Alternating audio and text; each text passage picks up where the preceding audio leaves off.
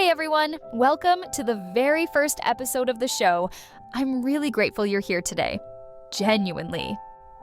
This is Money Moves with Jenna, and this is a place for people who are building a new future, not because they had the perfect starting point, but because they made the decision to start anyway. Our first episode is big and emotional. How to build wealth from zero, the beginner's blueprint. And I brought someone whose story, honestly, has moved me more than once. He's been at zero and below zero. He knows what it feels like to fight your way up from the bottom. Marcus, welcome to the show. Thank you, Jenna. It feels surreal to be here, talking about something so close to my heart. I'll be honest. Talking about zero is heavy. Zero is a place I lived in for a long time.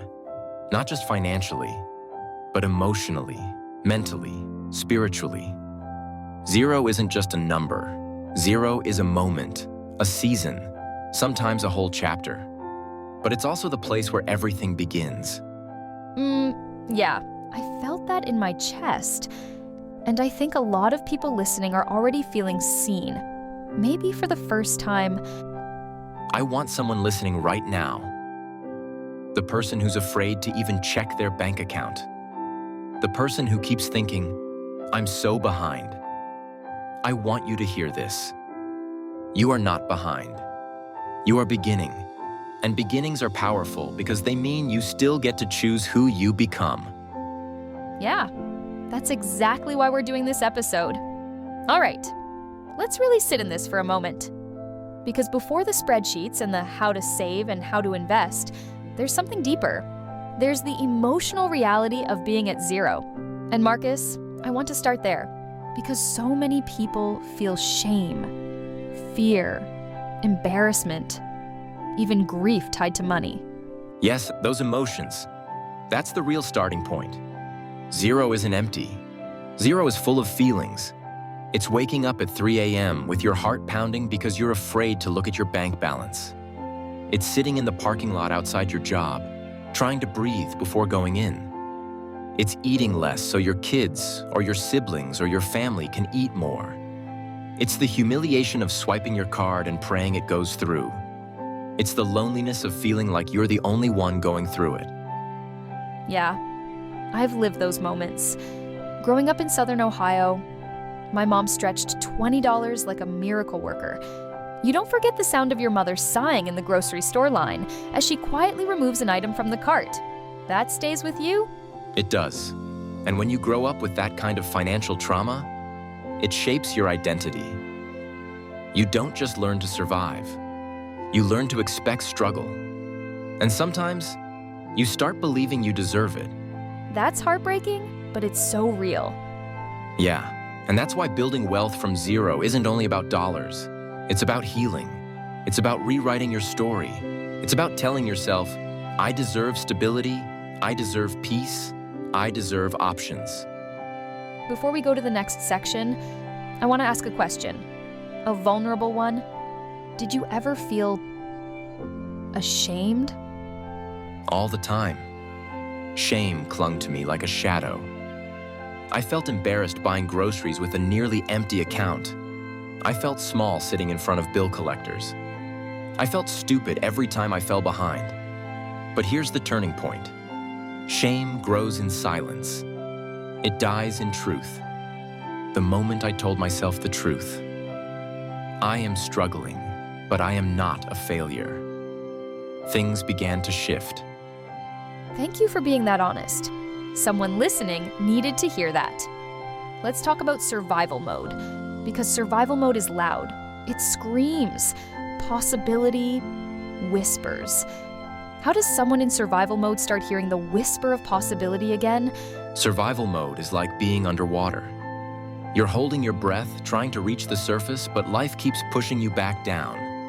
And when you're underwater, you don't dream. You don't plan. You don't think long term. Your brain does not care about 10 years from now.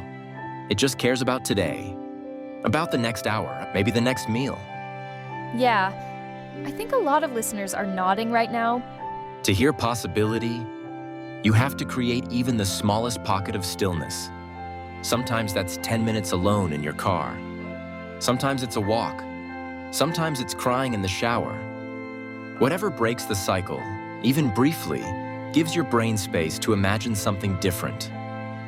Can you explain how someone shifts from "I'm drowning" to "I'm evolving"? It starts with language. Your inner voice is powerful. What you repeat becomes what you believe.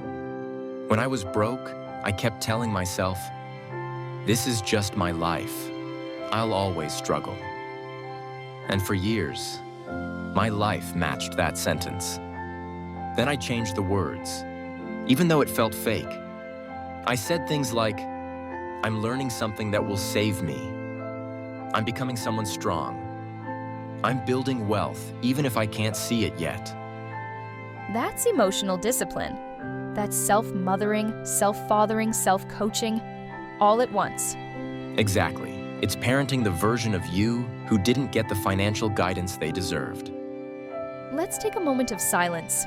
Let that sink in. Now, let's shift into the actual blueprint. Step 1, stabilize your reality. Not investing, not building passive income, not dreaming about financial freedom. Stabilize. Right. Stabilization is the first brick in the foundation. You can't build wealth on chaos. Picture a house. If the foundation is cracked or uneven, no matter how beautiful the upper floors are, eventually the whole thing collapses. Your finances are the same. Walk us through what stabilization actually means. Stabilization means understanding your money intimately, not guessing. Not, "I think I spend about this much." No, knowing. For 30 days, track every single dollar, every ride, every coffee, every $9.99 subscription you forgot about, every auto pay you didn't even realize was still happening. People underestimate how much money leaks out in the quiet places. Yes, money leaks through silence, through ignorance. When you shine light on your spending, you gain power. That power is the beginning of stability. Awareness isn't judgment, it's clarity. Let's pause there. A lot of people avoid looking at their finances because they're afraid. Afraid to see the truth, afraid it will confirm their worst fears. Yes, avoidance feels easier until it becomes more painful than the truth. Facing your finances is like taking the first deep breath after holding it too long. It hurts for a moment, but then the relief comes. Beautifully said. Then comes the micro emergency fund. People hear emergency fund and get overwhelmed. They think they need thousands saved. But if you're at zero, your first milestone is $100, then $200, then $3. Tiny wins build massive emotional stability. Talk about debt, because I know someone listening is drowning in it. Debt is emotional. Debt carries shame. Debt whispers lies like, "You're irresponsible, you're behind, you'll never catch up." But here's the truth. Debt is a math problem, not a moral failure. The first step is not pay it all off. It's stop adding more debt. Stop the bleeding.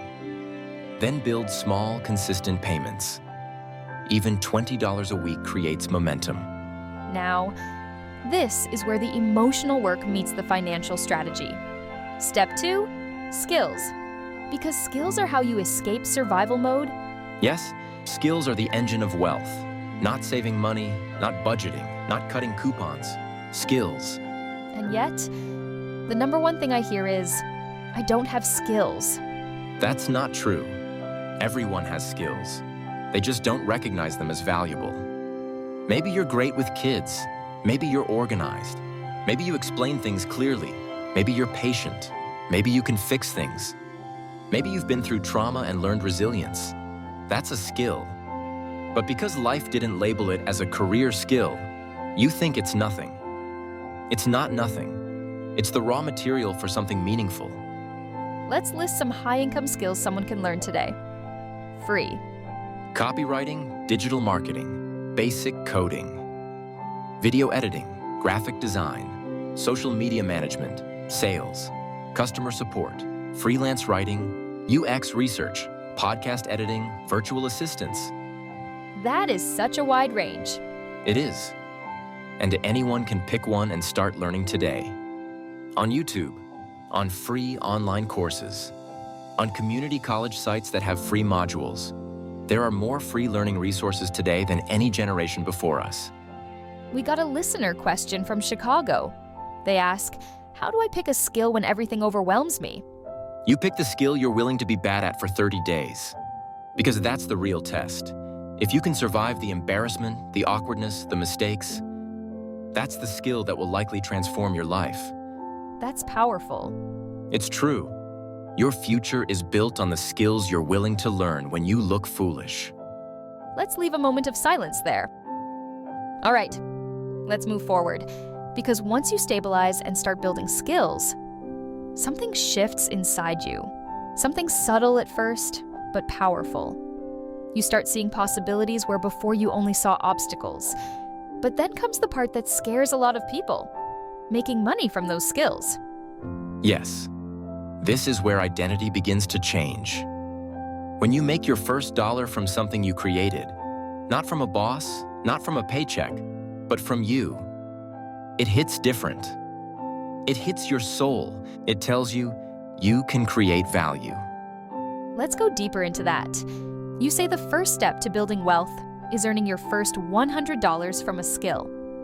Why specifically 100? Because $100 is small enough to feel achievable and big enough to shift your identity. When you earn your first $100 from something you created, you realize you're not limited to your job. You realize you have agency. You realize you can create income. And that realization becomes momentum. Can you talk about what your first $100 felt like? I remember it like yesterday. I was 19. I edited a video for a local artist in Baltimore. He paid me $100 in cash. Crisp bills. I stared at them for a long time. It wasn't the amount. It was what it represented. It represented possibility. It represented that my skill, my time, my brain could create value independent of a job. And that is when I stopped feeling powerless. You're making me emotional. Yeah, it still hits me. Because when you grow up broke, you internalize the belief that money is something that happens to you, not something you create. That first $100 broke that belief. Let's pause here for just a moment. I want everyone listening to imagine themselves holding that first 100 in their hands, earned from a skill. Feel it. Feel the confidence that comes with it. Okay, let's get into the practical part. For someone listening who wants to make their first $100 from a skill, what are some accessible ways to do that? There are many paths. Let me give a mix of emotional and practical, because the emotional piece matters too. Number 1, freelancing on platforms like Upwork, Fiverr, or local Facebook groups. You can offer writing, editing, design, tutoring, voiceovers, customer service help, anything. Number 2, tutoring. This can be in person or online. You can help a middle schooler with math or reading.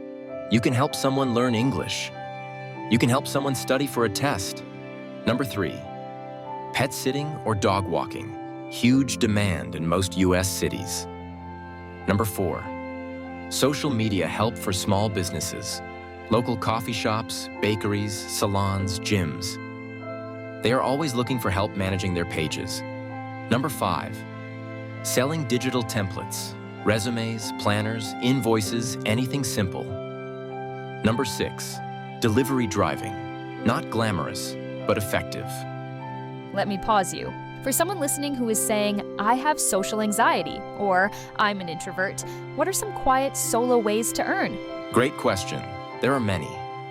Video editing, copywriting, graphic design, transcription, selling digital files, coding simple websites, editing podcasts, virtual assistance tasks that don't require calls. Good. This is important because money isn't one size fits all. Your personality matters. Exactly. You don't have to become a salesperson or influencer. You don't have to become loud. You just have to become consistent. Let's talk about consistency. because that's the hardest part for most people. Yes. Consistency is the real magic ingredient. Not talent, not intelligence. Consistency. If you give 2 hours a week to a skill, only 2 hours, in 6 months you will be ahead of 90% of people. Because most people quit. Most people stop when it gets uncomfortable. I want to ask something tender. Why do people quit so early? Because trying something new brings up old wounds. If you grew up being told you weren't good enough, learning a new skill triggers that voice. If you grew up in survival mode, slowing down to learn feels unsafe. If you grew up around criticism, making mistakes feels like proof that you're not meant for this. Wow. Can we sit with that for a moment? Long, cinematic pause. You said something earlier that I want to dig into. You said, time is a budget. Yes, people think they don't have time, but often they just haven't budgeted it. They budget their money, sometimes, but never their hours. Talk about how someone can budget time emotionally, not just practically. Emotionally, time budgeting means giving yourself permission to grow slowly. It means saying, I don't need to do everything today. I just need to take one step. It means valuing your future self enough to carve out minutes, not hours, for learning. Practically, time budgeting means this. You list your responsibilities. You find the quiet pockets. You reclaim the hidden moments, the waiting, the scrolling, the worrying, and turn them into investment. Even 15 minutes a day changes your life. I want people to really understand that. 15 minutes a day, over 1 year, becomes 90 hours. That is enough to become competent at almost anything. Exactly. Small effort, repeated consistently, becomes transformation. All right, let's gently walk into investing. People fear this part. Why? Because investing feels like a foreign language. People think it's only for rich people, or people with financial advisors, or people who already have money. But investing, at its core, is simple. It's ownership. I love that word, ownership. Yes, investing means you own little pieces of companies. And those companies work for you, even when you're sleeping. Explain index funds in a way that's gentle and beginner-friendly. Imagine a giant basket. Inside the basket are hundreds of companies. Apple, Amazon, Walmart, Microsoft, all kinds. When you invest in an index fund, you're buying the entire basket. So if one company struggles, the others balance it out. It's safer, it's steadier, it's long-term. And how much does someone need to start? $50, sometimes even less. Investing isn't about the amount, it's about the habit. A person who invests $50 a month will retire wealthier than someone who invests $500 once a year. Say that again, and slower. A person who invests $50 a month, every month, will retire wealthier than someone who invests $500 once a year. Because consistency beats intensity. That's profound. Let's dig into something emotional again. The blocks. Fear, shame, comparison, and doubt. Fear is the biggest one. Fear of failure. Fear of trying and not succeeding. Fear that you're too late. Fear that you'll embarrass yourself. Fear that you're not smart enough. And shame? Shame is heavy too. It tells you, you should have figured this out by now. Shame tells you, you're behind. Shame tells you, people will judge you if you try. But shame loses its power when you speak truth. And comparison? Comparison is toxic.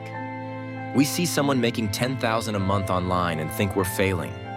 We forget that we're comparing our beginning to someone else's chapter 10. Comparison kills progress. I think someone listening is crying right now because these blocks are real. They are, but blocks can be broken. Slowly, gently, with kindness. Before we close this part of the episode, I want to lead a short, gentle moment. For the listeners, take a breath. In through your nose, hold it, and out slowly. Now say quietly or in your mind, I am allowed to start. I am allowed to learn. I am allowed to grow. I am allowed to build a life I've never seen before. That was beautiful. I felt that. I did too. All right. We're moving into the final stretch of this episode, and this is where everything we've talked about, the emotional work, the financial stability, the skills, the first income, the building of confidence, it all comes together. This is where we create the actual blueprint, the path someone can follow, not perfectly, not quickly, but steadily, deliberately, humanly. Yes, and I want everyone listening to hear this clearly before we go any further. You can build wealth, even if you're scared, even if you're behind, even if you've made mistakes, even if you feel too old, even if you feel too young, even if you've failed before. You can build wealth, because wealth is not a moment. Wealth is a journey. Let's go into that journey. Let's build the path step by step. Not just the financial steps, but the emotional ones too. You've told me off mic before that there are 4 stages of building wealth. Not 10, not 20, just 4. And each one matters deeply. Yes, let's walk through them slowly, with intention. And I want anyone listening to feel each stage, emotionally, because your heart builds wealth just as much as your hands and your mind. Stage 1, stabilize. Stage 2, skill, up. Stage 3, grow income. Stage 4, invest consistently. Let's take them one at a time, slowly. Stage 1, stabilize. This stage is emotional. It requires courage, honesty, and gentleness. It's the stage where you look at your finances without fear. You track what you earn. You track what you spend.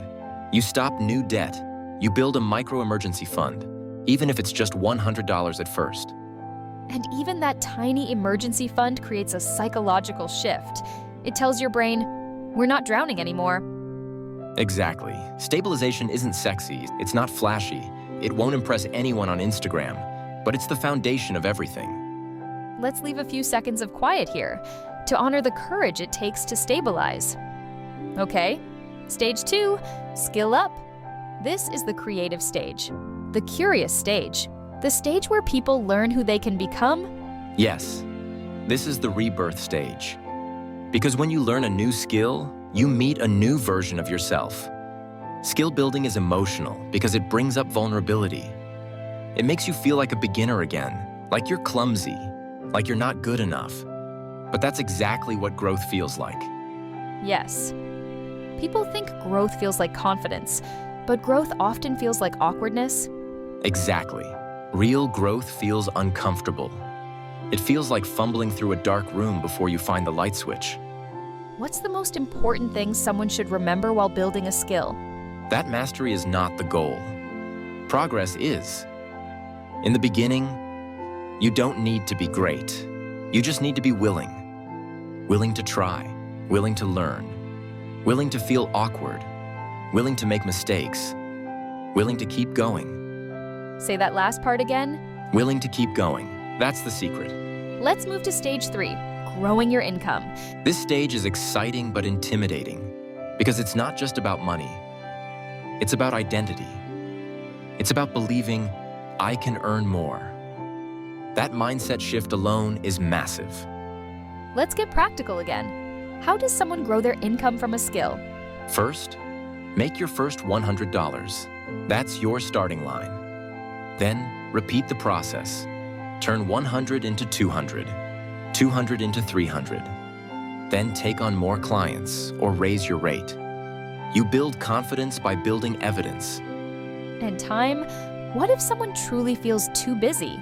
Then they need to reevaluate their time, not with judgment, but with honesty. 15 minutes a day becomes 90 hours in a year. 90 hours can change everything. You grow your income by growing your skills and your courage. I want to acknowledge something emotional here. Growing income requires self-belief, something many people have had taken from them. Yes, especially people who grew up in survival mode, or in households where money conversations were negative, or where worthiness was tied to struggle. Growing your income means giving yourself permission to be more than what you were taught. That's beautiful. Okay, stage 4. The long-term stage. Invest consistently. Yes, this is the quiet stage, the patient stage, the stage where wealth grows slowly, quietly, in the background. Investing is the step where the future version of you, 10, 20, 30 years from now, begins to breathe easier. Explain why investing is emotional. Because investing requires trust. Trust in yourself. Trust in the future. Trust that things will get better. It requires you to believe in tomorrow, even if today is hard. That's so true. Investing is not about being rich. It's about reclaiming your future from fear. That's why even $50 a month matters. It's a symbol that you are building something, that you are planting seeds, that you believe in the future version of you. That is one of the most beautiful ways I've ever heard investing described. Thank you. And it's true. When poor and working class people invest, it is an act of rebellion. It is saying, my story will not end where it started. I want to pause and honor that. Let's shift gears, because growth isn't easy, and there are days when people want to give up. Days when they feel tired, days when they're overwhelmed, days when nothing seems to be moving forward. Yes, I've had many of those days, and I want people to know it is normal to feel tired. It is normal to feel discouraged. It is normal to feel like it's not working fast enough. So, what should someone do on the days when they feel like quitting? 3 things. 1, rest, don't quit. Sometimes the most productive thing you can do is breathe, sleep, or cry. Rest is part of the process. 2, return to your why. Why are you doing this? Who are you trying to protect? What future are you trying to build? Let your why pull you forward. 3, shrink the step. If you can't take a big step today, take a tiny one. Learn for 5 minutes. Read 2 pages. Send 1 message. Tiny steps keep you moving. That's so compassionate. I love that. We don't need more people telling us to hustle. We need more people telling us to heal while we grow. Yes, I want to guide a short imagination exercise, like we did earlier, but deeper, to help listeners connect with their future self. Let's do it. Okay, if you're listening, relax your shoulders, unclench your jaw, take a slow breath in, hold, and release it gently. Now imagine yourself 5 years in the future. Imagine the version of you who stabilized their life, who learned new skills, who grew their income, who invested consistently. Imagine the version of you who is calm, steady, protected, proud. What are they wearing? Where are they living? Who are they surrounded by? How do they speak? How do they stand? How do they breathe? That version of you is not imaginary. It's a blueprint. It's a reflection of your potential. And every step you take, no matter how small, brings you closer to them. Jenna, that was beautiful. I felt my own future self standing right beside me. Mine too. Before we wrap up, let's give people the clear blueprint, the whole thing, in one flowing moment. Yes, here it is. Stabilize your life. Track your money. Face your truth. Build your first small emergency fund. Stop new debt. Then build skills. Pick one skill. Be willing to be bad at it for 30 days. Practice consistently. Then grow your income. Make your first $100 from a skill. Repeat the process. Believe you deserve more. Then invest. Gently, slowly, consistently, $50 at a time. Believe in your future. That is a life-changing blueprint. Anyone can do this.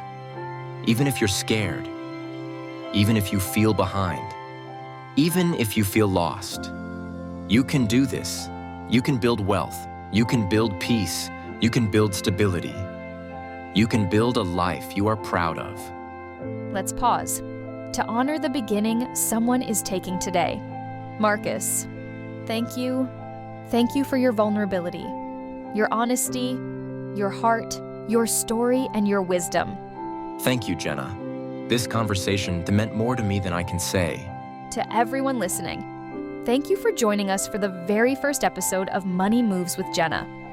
If this episode helped you, if it touched you, if it made you feel seen, please share it with someone who needs it. Follow the show, send in your questions, and remember, you are not behind, you are beginning, and beginnings are sacred. We'll see you next time.